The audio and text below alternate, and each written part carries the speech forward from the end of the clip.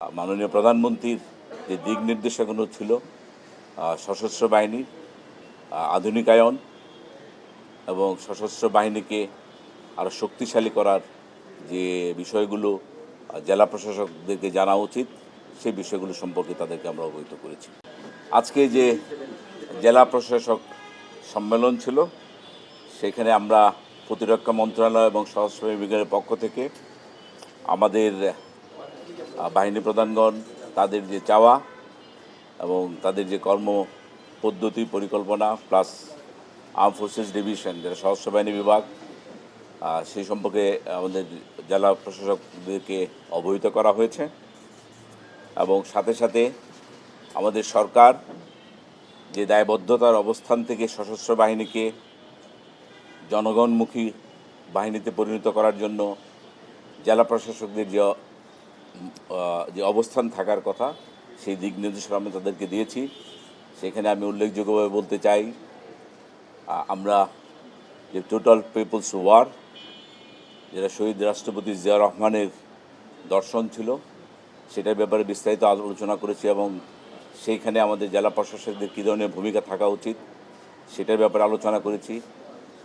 এবং আমাদের মাননীয় প্রধানমন্ত্রী যে নির্দেশনাগুলো ছিল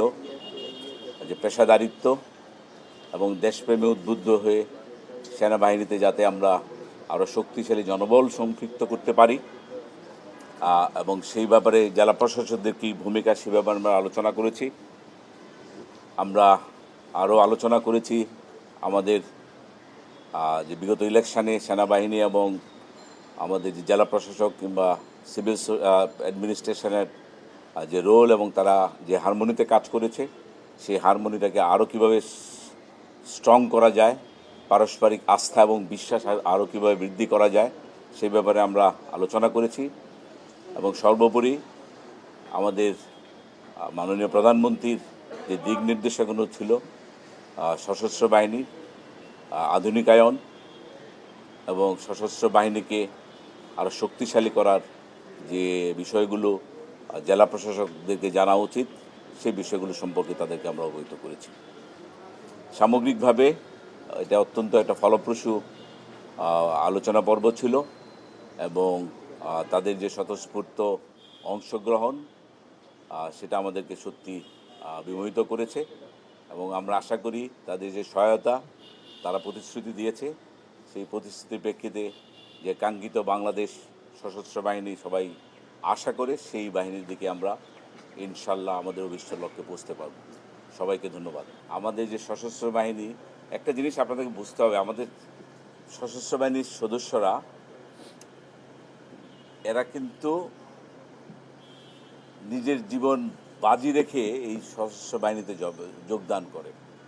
আর এদের যদি জীবন ব্যবস্থাটা দেখেন ফজরের নামাজ থেকে শুরু করে রাত অবধি আয়দার প্রশিক্ষণ অথবা প্রশাসন অথবা নাইট ডিউটি, এমনও দিন যায় একটা সৈনিক রাতেবেলা ঘুমাইতেই পারে না, 2 দিন পরে তো ঘুমাইতে পারে। এইরকমভাবে প্রশিক্ষিত সেনাবাহিনী জনগণের সাথে যে কাজ করছে এতে তারা আরও বেশি দায়িত্ববোধের পরিচয় দিয়েছে এবং প্রত্যেকটা জেলা প্রশাসক এই ব্যাপারে তাদের অবস্থান থেকে তারা সন্তোষ প্রকাশ করেছে এবং বাহিনী প্রধানদেরকে এবং আমাদের প্রতিরক্ষা মন্ত্রণালয়কে ধন্যবাদ জানিয়েছে যে তারা আমাদের সেনাবাহিনী যেভাবে তাদেরকে সহায়তা দিয়েছে সেটা আসলে যুগান্তকারী এবং তারা আমাদের সশস্ত্র বাহিনীর সার্বিক কাজের উপর প্রচণ্ড সন্তুষ্ট। সবাইকে অনেক অনেক ধন্যবাদ এবং নর্মালি আমি অনেক কম আসি,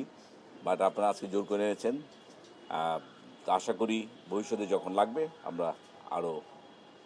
নিজেদের মধ্যে সহমর্মিতা আরও যতটুকু বাড়ানো যায়